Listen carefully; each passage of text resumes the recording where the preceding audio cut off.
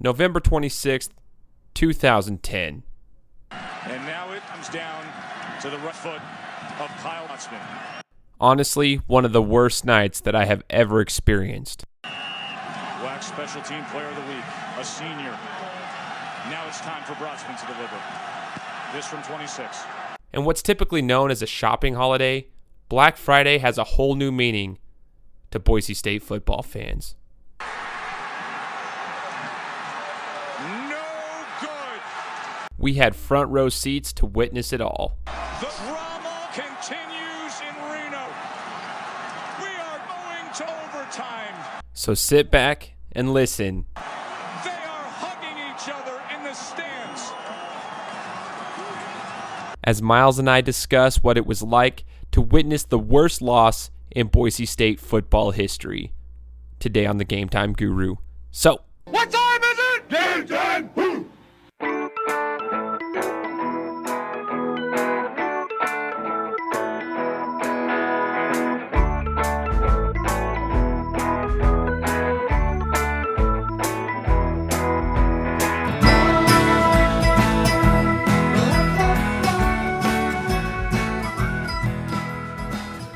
what's going on, everybody? Welcome back to the Game Time Guru. Today, I brought Myles back on the show, and if you recall, Myles was on episode 14 with me, and we discussed life and sports and how you can transfer some of the skills you learn in sports to your day-to-day life. Now, we're going to rewind the clock, go back in time, about 7 years ago, when we went to a sporting event that basically changed our lives. But before we do that, I want Myles to kind of give you guys some examples of some of the games that we've been to together before we actually break into this one. So, Myles, what's some of the games we've been to together, and what was your favorite one so far? Well, first off, I want to say thanks for having me back on the show. Appreciate that. And some of the games we've been to, I mean, we've been to a ton. I remember we went to a Jazz playoff game against Golden State, and that was absolutely amazing. Playoff game, it was so sick. It was pretty rad. And that was amazing. Then we had the Fiesta Bowl. We went to two of them. We went to the one against Oklahoma, the amazing one. We went to the one against Arizona just a few years ago. We've been to tons of home games. We've been to a few away games for Boise State. But I think really the point of this episode is to talk about those games from 2010, if I'm correct, and that is the Virginia Tech game, which was in Washington, D.C. at FedEx Field, the Redskins, where the Redskins play. That game was absolutely amazing. And then, that year we also played Oregon State at home. We went to that game, and I think the premise of this podcast is to talk about that game that we went to, what was it, the 2 days after Thanksgiving, November 26th, whatever it was, Black Friday in Boise, Idaho, when we played Nevada. Exactly. So, yeah, we went to this. Let me kind of give you guys an idea of why that Virginia Tech game was so awesome. For a couple years, Myles and I were both out of the country serving missions, and we were doing our thing, and we never got to see Kellen Moore when he was a freshman or a sophomore. So for a good year, him and I were, riding back and forth to each other while we were out of the country, and all we could talk about is that Virginia Tech game and what was going to happen when we got back into the country and when we were going to go see that game and everything. So that Virginia Tech game was our first time seeing Kellen Moore. It was our first time going to a Boise State game since we had left, and it was just everything you could imagine. The emotions of that game were just incredible. But then once we actually won that game, if you guys recall, we beat Virginia Tech. It was a pretty awesome game, went right down to the wire. We realized we truly were a good football team. We had one of the best quarterbacks in the country, and Kellen Moore, and it was just amazing to watch. As we go through this 2010 season, like Myles said, we played some great teams, and we're undefeated going into this game against Nevada. Now, before we actually played Nevada, we decided we were going to go to that game about 2 months before it actually happened.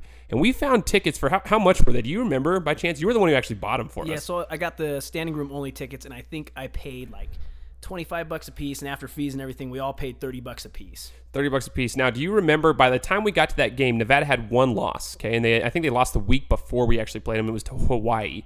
And we didn't know they were going to be that good. We didn't know Nevada was going to be that good. I think they beat up on Cal pretty bad. So, Yep. Beat on a Pac-10 then, but Pac-12 school. And yeah, and I think the tickets, honestly, when we got to the point of the game, they were probably close to $100 a pop, right? Yeah, so the standing room only ones were like, well, I guess the general admission were $90 a piece. And so if you were to bought like, I guess on the sideline. You probably could have sold them for 150. So, I mean, the fact that we bought them for 30, we easily could have sold them for 90 to 120 bucks. Exactly. So this game that we went to in Reno was most certainly pretty hyped up. It was a big game, and we're going in there to play Colin Kaepernick. Yuck. Okay.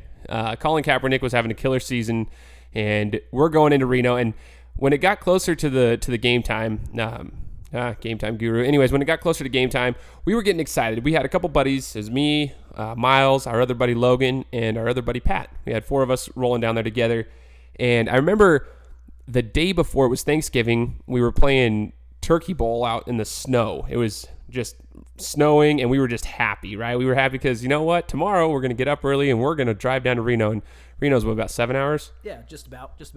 About 7 hours away. Yeah, it was a long drive in the snow, but yeah, we were just so jacked about going. We not one of us thought that we were going to lose that game. We just thought it was going to be a fun trip, and what it really was we were like 2 weeks away from a Rose Bowl berth, because at that time we were top 5 in the country, and we were the favorites to go to the Rose Bowl that year. And so we knew that this was just one more fun trip before we actually headed down to Cali. Now, the thing is Myles, tell them, did we have it all saved up? Were we ready to go to Cali? What was the whole plans for the Rose Bowl? Yeah, so, I mean, we were going to buy flights to California. I remember at home, I just had a jar full of cash. That's when I'd get my paycheck, I'd go take some out, I'd put it in that jar, and because we were going to California. Exactly. We were talking with everybody about buying flights. We were talking about, okay, do we get a hotel? Okay, yeah, we do here, and then what we'll do is we'll stay with family members here. I mean, we had the whole thing pretty much planned out, minus booking the hotel and booking the flights. Gosh, dude, we had it planned out. When Myles says it was planned out, like, we were set in stone. We were going to that game. Like, we were just jacked. And like I said, the Reno trip was just one more trip to go with all of our friends, our group of 4 here, I should say, and enjoy that before we actually made the trek down to Cali. So we were ready to go. In the morning, the morning of the game, right? It's Black Friday is the morning after Thanksgiving. While everyone's shopping and going to get in line early at that time, we were trying to leave early. Do you remember what happened? Why we didn't leave as early as we planned on doing? It was like 2 hours late. Yeah, does Pat listen to this show? He might, so we're going to call him out on it. Yeah, hey, Pat, remember when you slept in that morning and you wouldn't answer your phone? So we all meet over at my house, right? It was my parents' house. I was living with my parents. No shame. So I'm living with my parents, and we have everybody come over to the house, and, you know, Myles shows up. Surprisingly, Logan's on time. And then, where's Pat, right? We don't know where he's at. So we're calling him. We're calling him over and over and over again, trying to get a hold of him. And we don't know, because actually Pat was living at a place at the time that we couldn't just go over and barge in and get to him. He was living at somebody else's place. So we couldn't get a hold of Pat. Long story short, though, about an hour and a half later, Pat calls us, says he's really sorry, right? And what happened? He slept in. He just slept. Well, he also, so he claims he dropped his phone or something in the couch or down in the crack of the couch or something where he couldn't hear it go off. So he was late. And we had a hard time trying to get out of the city, too, because we took the wrong road. We were supposed to go down Midland Boulevard. We passed Midland. Then we roll up to a cop, roll down the windows 7:30 in the morning. And we're like, hey, where's Midland? And we just had a rough time trying to get out there. Anyways, we get on the road, okay? We're late to get on the road. Oh, man, what a fun trip. And we're just having a fun trip, okay? Now, once we go, everyone's having fun. We're excited. Now we're going to Reno. We're rapping in the car, just having a blast. And we recorded a couple raps. And something came on the radio as we were listening to the local radio for Nevada. I forgot about this. Yes, so they're talking about Colin Kaepernick. They're showing his interview and everything, and they're talking about the big game coming into Reno because it was really hyped up at this point because both teams were top 25. Obviously, Boise State was top 5, and I think Nevada was ranked 19th at the time, even with the one loss. So Kaepernick said something to the effect of like, not one of us in the locker room does not believe that we're going to win this game.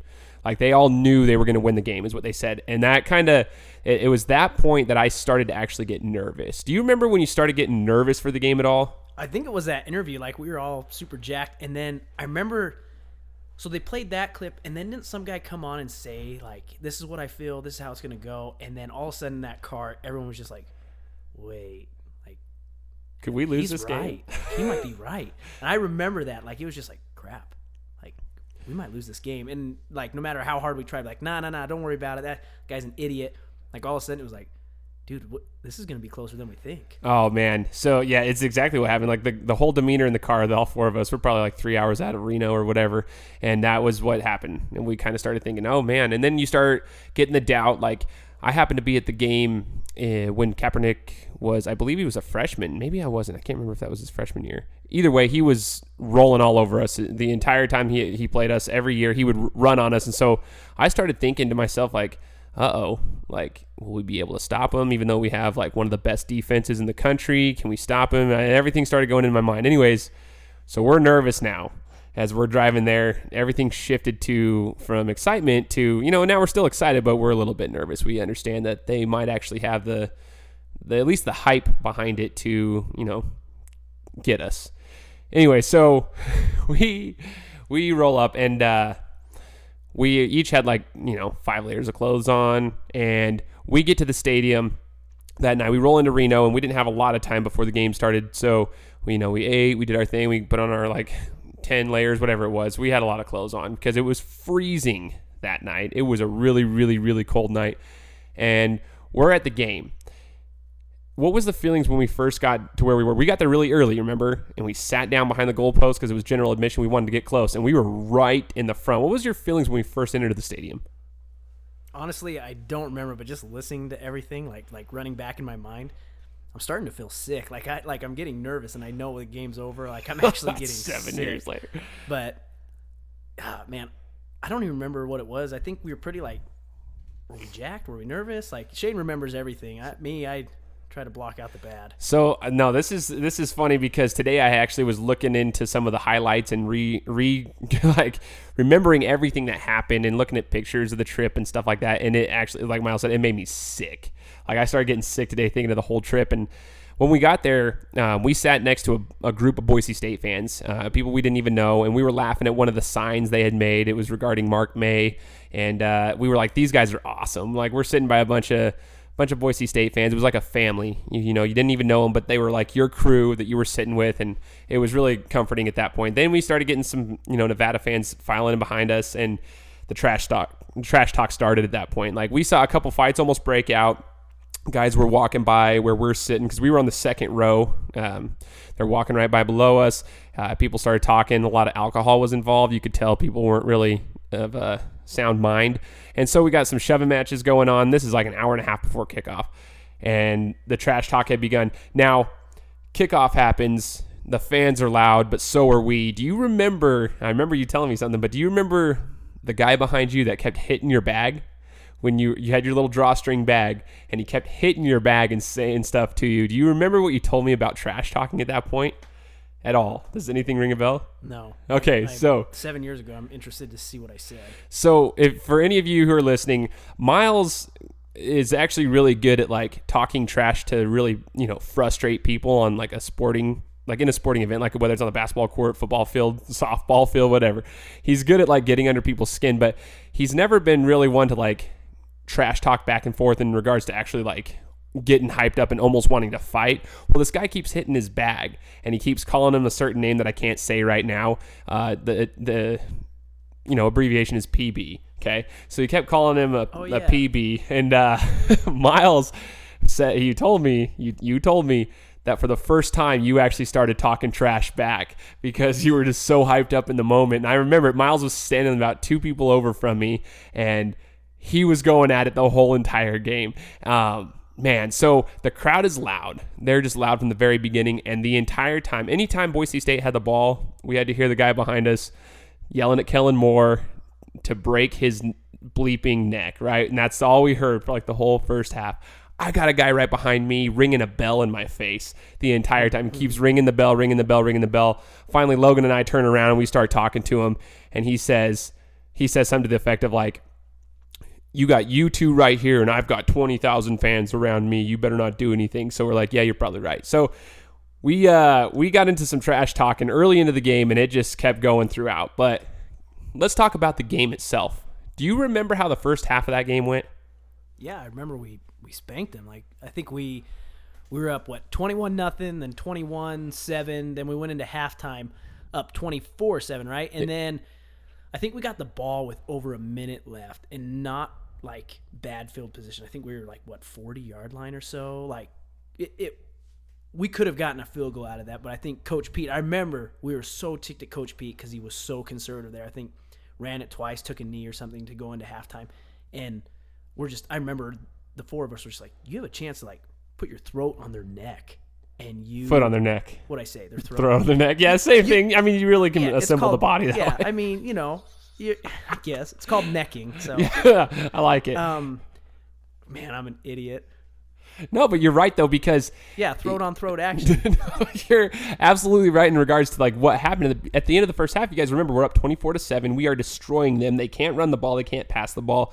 They haven't figured anything out. We've been scoring on them, like destroying them in the first half, especially the second quarter. We scored 21 points in the second quarter. We get the ball with a little over a minute. It's like 1:04 or something like that. Doug Martin gets the ball, runs it up for like 9 or 10 yards or something. We're at like the 30-yard line almost. And then he takes a knee. We had like 2 timeouts left. Like Myles said, but like we could have easily gotten a field goal out of it, or well, easily is in quotes. We don't know about that field goals in that game, but I mean, we could have gotten in field goal position and done something else. Nothing, dude. I'm just thinking of my stupid comment. Put our neck on their throat. Throat on their neck. Throat on their neck. See? Dude, it's awesome. So we're going into halftime though. Even though we didn't score, we're at halftime, and Logan and I were sitting next to each other, and the guy that kept ringing that stupid bell in my ear, he straight up tells us at halftime, even though he was annoying, we were talking trash for a good hour and a half to him, and I honestly wanted to punch him so hard in the face. Like I couldn't stand him. I don't even know who he is, but I couldn't stand him. He straight up tells us, this is literally the best football team I have ever watched live. And that's when like we knew that already, but like other people were noticing it. Like this was the best football team that Boise State has ever had, and we were literally one of the best, if not the best. That's argument, it's arguable, right? I mean, yeah, there's going to be homerism between us, but dude, we were the best team in the country, and you'll probably get backlash or I'll get called an idiot, but dude, we were the best team in the country. I don't care what you say. I would have loved to play Auburn that year. Dude, we had it all. We had a solid defense, regardless of what anyone says. That was a fluke game, this Nevada game. We'll get to that. But we had a solid defense, stellar talent all across the board on defense, and our, obviously, quarterback was just dominant with some solid receiving. Oh, and Doug Martin, Austin Pettis, Titus Young, Kellen Moore, Byron Hout, whatever his name is, Billy Wynn. I mean, those... Man, Venable. Oh. Winston Venable. Oh, my gosh, we had so much talent. Yeah. Okay, so anyway, we come out at halftime, and the stupid song that they're playing at that stadium, it was "Don't Stop Believing," "Don't Stop Believing." They were playing that. They were playing "Living on a Prayer." Oh, halfway there, and it was so annoying because we're like, dude, you're losing, you suck, whatever. So the second half comes around, and we were getting so sick of that song. We're so sick of their fans, and we're like, let's just finish this game. And they started to trickle back a little bit. I remember them scoring a touchdown and getting it to within 10, I believe. Yeah, it was, I think, 24-14, right? I believe so. I believe it was 24-14 at one point. They scored again, make it 21-24, and then we scored a touchdown. Yes. They scored twice, and their crowd started getting crazy because all of a sudden now they're back in the game. And then we responded, and we scored, and we go back up 10. And I think they missed a field goal. They did. Right? So, yeah, they missed a field goal. Then it's like, dude, we got this. Yes. We got this. We truly felt like we had that game sealed at that point. I mean, there was a couple times we're like, uh-oh, they got the momentum. And then we started coming back, and we started making stops. And all of a sudden, you just see this shift. I don't know whether it was play calling. I don't know whether it was just pure luck and the gods were on their side that night or whatever. But something started to change, and we could feel it. But it was like you know what it was? They found out that Brandon Thompson was on the corner, okay? Because then they started doing these little 5 and 7 yard out routes. Same play every time. Fake the handoff, throw it over to the side, boom, 5 yards. Next, boom, 5 yards. Boom, 8 yards. It was like, dude, we couldn't figure it out on how to get over there. Not only that, our defense started getting tired. I remember at one point we were switching 4 guys on the line trying to come off in between plays because they were running it down our throat for a second. And it was so cold outside, and every single lineman had their hands on their hips and they were breathing. You could see the breath coming out, and you're like, dude, they're gassed, and we're like early into the fourth quarter, like they're gassed. Didn't we have him though? I mean, like, didn't we have him on a 4th and like 5 or something, and they ran that little out route, or wasn't there like twice where they had a 4th and like 5 to go or something like that? So on that last drive, I have it on camera still. Like I have videos of it. They were at the last drive, and they were actually pinned up where we were sitting. They were pinned back against their own goal line, and it was a 3rd and long, 3rd down, and they were going to have to punt because there was still like 3 minutes left in the game or something on their final drive. They hit a couple 3rd down conversions on that final drive, and that was one of them. We were screaming. Little out route, 7 yards, boom, easy catch too. It wasn't even like it was contested. It was just an easy catch, and they just kept doing that. They did like 3 times on the final drive, but I remember the one I was like, oh, this will be the last play of the game then for us because we're going to seal it. We're going to get the punt return, and da-da-da-da-da. We're going to stop them. They're going to punt it. And I have it, and Kaepernick rolls out, throws it, boom. And I didn't think even at that time, I was like, oh, we still got this. They're still, a ways away. And we just couldn't stop them. But the thing is at the very end, we're screaming. There was a point, too, in the game where, I think it was when they got to within 3 or something to that effect, or they might have tied it, and Doug Martin got a screen pass, and he was coming towards our side. And I remember at that point just going nuts. It was right before their final drive. We score on a screen pass, and he breaks it off and comes down. It was like a 60-yard touchdown or something like that. We're going nuts. Just crazy. And that was when I just started talking all the trash in the world. Like, I knew we had this game, okay? And then they go on that final stupid drive. We get down there, and they score. There's no time left on the clock. We think we're going into overtime. Then what happens? Well, first, man, like, I really do feel sick right now. But, yeah, so we get the ball back. I remember, was it the first play? Kellen just bombs it, right? Yeah, I think it was the first play. And what was that, 59 yards or something? Like, Kellen Moore, I don't think's ever been known to have like a super strong arm. All of a sudden, dude, he slings one out there, and we're in the end zone. Yes. And Titus Young's running towards us. And I mean, all of a sudden, we see the dude lay out, and he catches it. And so I remember all the Nevada fans were like up against the railing, just screaming, pointing at us, talking trash to us. And all of a sudden, I remember Titus Young lays out, catches it. They dispersed like ants in rain. Like, they were just gone. Dude. They were out of there. And I remember how crazy we were going. All the Boise State fans started lining the fence because we knew, like, that next week, no offense, Utah State and Utah State fans, but you guys sucked then. And no joke. Yeah, seriously, you guys were garbage. And we knew we had you guys next week. They're going to come on. They're going to make a field goal. We were all going to rush the field. Yep. And I even remember me and Logan, we yelled at the cameraman and said, Yep. Hey, after he makes this field goal, film us. We're rushing the field. So here's what happens during that moment. So remember what Myles said. He tells the cameraman to film him because they're going to rush the field. This is where I think there's a little conspiracy, right? He catches the ball, and they're rushing up to do a field goal, and they stop the clock because they have to review the catch for a very, very, very long time. So a lot of people would say that was like a conspiracy in the sense of, it was icing the kicker in a sense because they had to sit for a very long time to try to, if you watch the replay, he caught the ball. It's not even a question. It's like that takes a quick, 10, 20 seconds, figure it out, make the call, and let's go.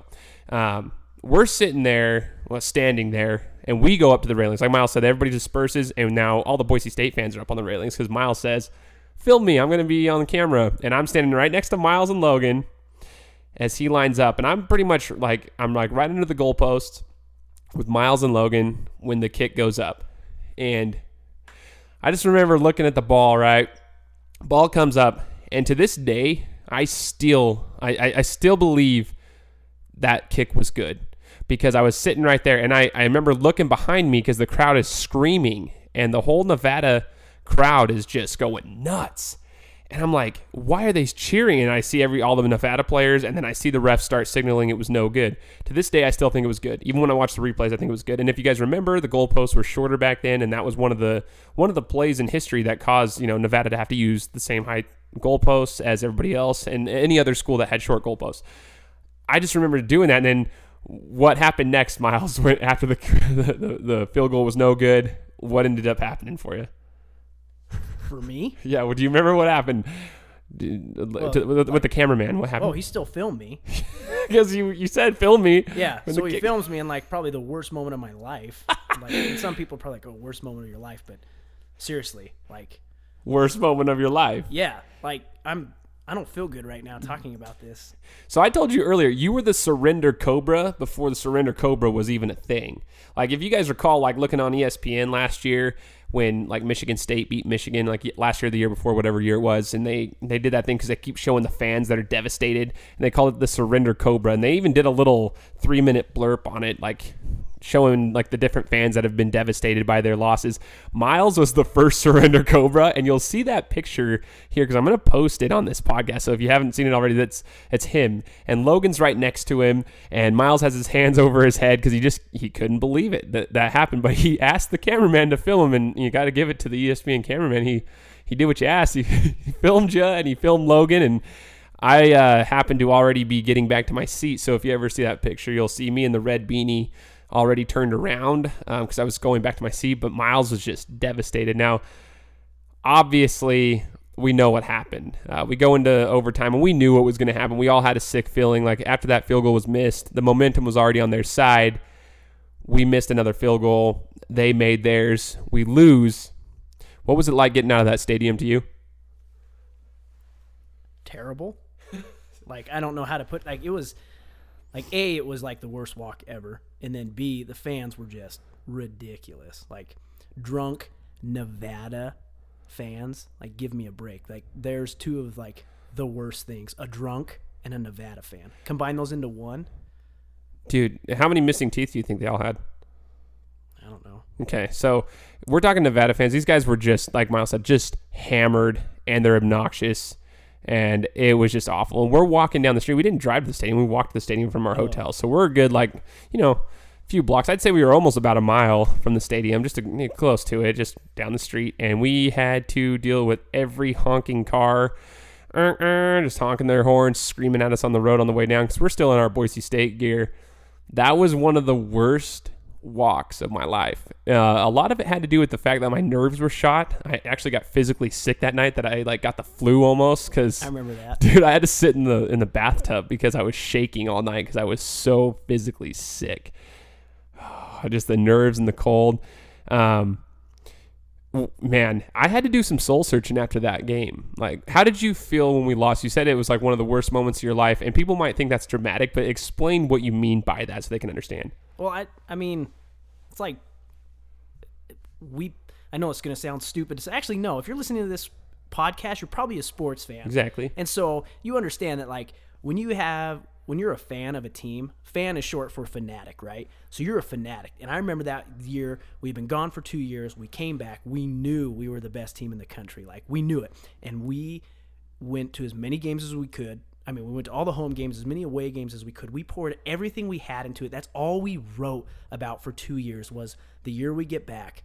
We were gone for 2 years. My letters home, we're supposed to be like, hey, this is what I'm doing. It was like, hey, Dad, make sure I have tickets and a plane booked. I'll pay you when I get home. Hey, Dad, make sure I have tickets to the Oregon State game. Hey, Dad, make sure, like, that's what it was. It wasn't like it's all I looked forward to for 2 years of my life, and then it was all I did for a year of my life. Like, I worked to save for the Rose Bowl. I worked to get to the weekend, to go to the game or to watch the game with buddies. That's what life revolved around.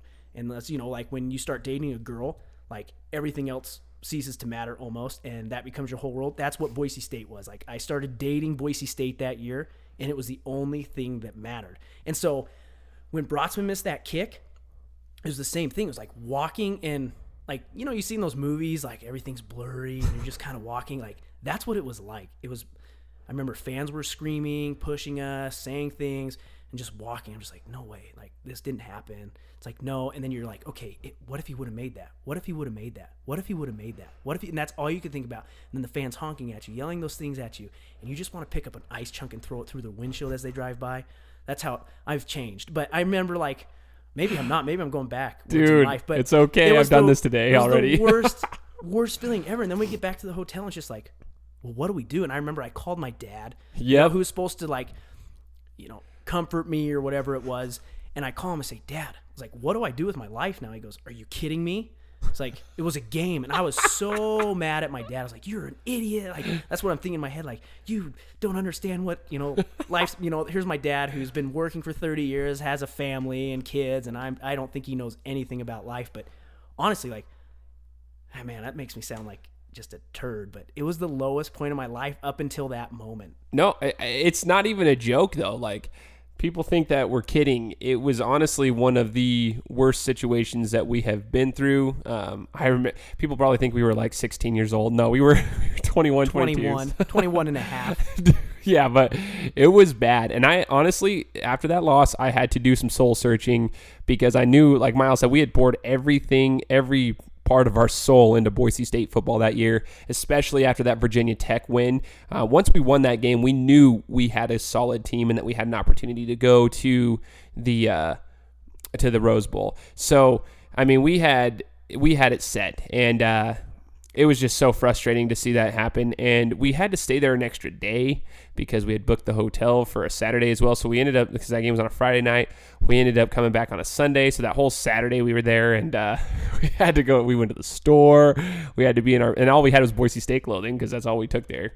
And man, it was brutal just having to hear people. And like, they were a little bit, nicer to us on Saturday than they were Friday night because most of the people that were there Friday night were hungover and didn't wake up till Sunday morning anyway. So it was just an awful experience. And you know what? If we look back on it, like, that changed the program forever because, yeah, we've made a Fiesta Bowl since then. We've done some good things since then, but even the next year, similar thing happened. And this is...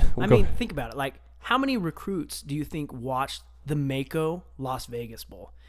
How many recruits do you think even know what Mako is? The only reason I know what Mako is because I went to that bowl game. It's a paint company, I think, for cars. But that was what we played in the Mako Las Vegas Bowl in a stadium that seats 26,000 or whatever it is. Yeah, and they tried to hype it up too. They're like, "Oh, this is going to be a great game." Yeah. And we're like, "Yeah, we went there. It was great because we were in Vegas." Yeah, and Boys to Men was like the people that sang the national anthem, but like that. I mean, how many recruits do you think watched the Rose Bowl? And how do you think TCU, right? Because TCU played in that Rose Bowl. And how do you think they did a couple years later when all of a sudden, if they would have beat Baylor, they would have been playing in the national championship, or they would have been playing in the college football playoff, right? I mean, it wasn't just because of that year they got good. Exposure, because they were in the Mountain West Conference at that time, right? They were in the Mountain West Conference. And do you think that if they had played in the Mako Las Vegas Bowl, they would have been playing for a chance to play in the college football playoff a couple years ago? No, because they didn't have the exposure. They didn't have the recruits coming in. They didn't have the people, the caliber of players and the caliber of talent that they ended up getting because of that exposure. And it's I love it. I love that analysis. And I mean, like, so they don't play in the Rose Bowl. Do you think they go to the Big 12? I don't know. And then all of a sudden you get Boise State coming in to the Mountain West Conference, right? Because they were in the WAC when they played Nevada. And all of a sudden, Boise State gets that invite to come play in the Mountain West with BYU, with Utah, with TCU. And TCU hasn't left because they probably didn't play in the Rose Bowl. Like, I mean, there's a lot of what-ifs here. But like you just mentioned earlier, like, that had to have changed the program forever. Like, and I know that sounds dumb, but it did. Like, no offense to anybody that may have caused us to lose that game, but you changed the course of Boise State football forever.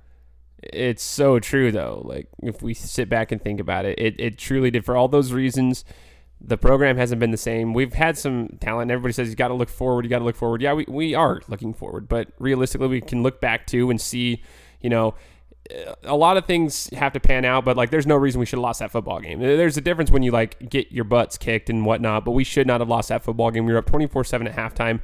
We had a lot of missed opportunities in that game, and we should have been in the Rose Bowl. We would have destroyed Utah State because we still did. Even though we lost that game, we went back, and like Myles said, they were garbage, terrible team. We were going to the Rose Bowl. We probably would have, we were playing Russell Wilson. That was a Wisconsin team with Russell Wilson. No doubt. Like, dude, I'm telling you, and we've said it, we're the best team in college football. Maybe Auburn and Cam Newton, but I have no doubt we would have smashed Wisconsin, right? And then, TCU ended up beating them, and I know we were better than TCU. Yeah, so there's no doubt in my mind. We were better than TCU. TCU was good, but they were not to our level at that year. So it's a frustrating feeling. It changed the course of our lives. Are we still fans, though? No, not after this episode. That's true, yeah. I'm still a fan, and a lot of what ifs, because then that next year, right, we lost to TCU at home on the blue. I guess they did stay 1 year when we were there, but we lost them on the blue because we fumbled when we had the lead and everything. They came down, scored, and then we couldn't. Another situation. Wide right, dude. Yeah, man. Wide We right. missed another field goal to lose that game against TCU the following year, and missed out on an opportunity and playing in a BCS bowl. And again, thank heavens, Vegas accepts us because we went right back down there. You and I have given a lot of money to Vegas because of Boise State. I think that's why it's changed our lives. We could have had a lot more money. Like, we're talking like tens of thousands of dollars. Just kidding. Actually, you're probably right. But seriously, man, I should sue Boise State because if we hadn't have gone to Vegas, I probably wouldn't have enjoyed gambling so much. There you go. An addiction started. Now Myles is down. Now this is why we're having this therapy session. Man, it's brutal. So I'm glad the library let us record here for free. We couldn't record at our houses because we don't have any. Yes.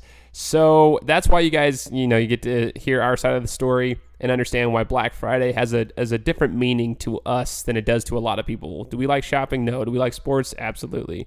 And this kind of ruined our Black Friday. That's why when my work does Black Friday specials, I don't pay any attention to them because this is just a brutal day. I just want to curl up in my bed under a blanket and not talk to anyone, including my son. I wonder, man, I'm just thinking, because I feel like I sound like an idiotic fan. I sound like that lady, that Alabama fan that calls in low. What's her name? On the Paul Feinbaum show, huh? I can't remember what her name is. Whatever her name is, like Roll Tide. But I feel like I sound like that as a Boise State fan. But I don't think I'm wrong. And usually, I feel embarrassed. But now that I'm thinking about it, no, dude, that game ruined a lot of things for us. Yeah. It just one last thing for me to touch on too in regards to that. When I got home, I started thinking, I'm like, man, my life is too revolved around sports. This is taking too much of a blow to my life. So I made some stupid decisions after that as far as where my life was. I felt like I had to gain control of my life and actually be a grown up. And then by doing that, I actually forced myself into some situations I probably shouldn't have, in relationships and stuff like that. So honestly, we all are responsible for our own actions. I get that, but I think that had a big influence on it. Not the ones following that game. Dude, we had bad. A full year that we weren't responsible for because of that. Okay, I get that. Yeah, you're right. Yeah, I know. And then we went, dang it, dude. Dang it. Why did we do this episode? So hopefully you guys are, listening to this and you don't feel sad after hearing it. And hopefully you just, we just want to show everybody to have a little more empathy. Well, hopefully you do feel sad because then we don't feel so alone and isolated. And if you ever want to join us for a therapy session, feel free to come on over to the Game Time Guru. But I just want to thank Myles for joining me again today, and I appreciate you guys listening to our story about the Nevada game in 2010.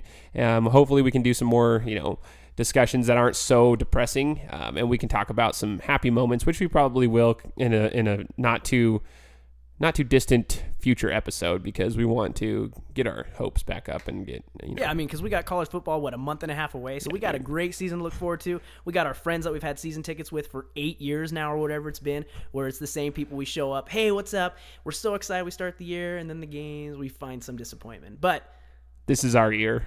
We've been saying it for 7 years, but this is our year. This is it, man. Well, we won the Fiesta Bowl in, 2015? Yeah, we got a good victory against U of A. Yeah, and the stadium wasn't even full. Yeah.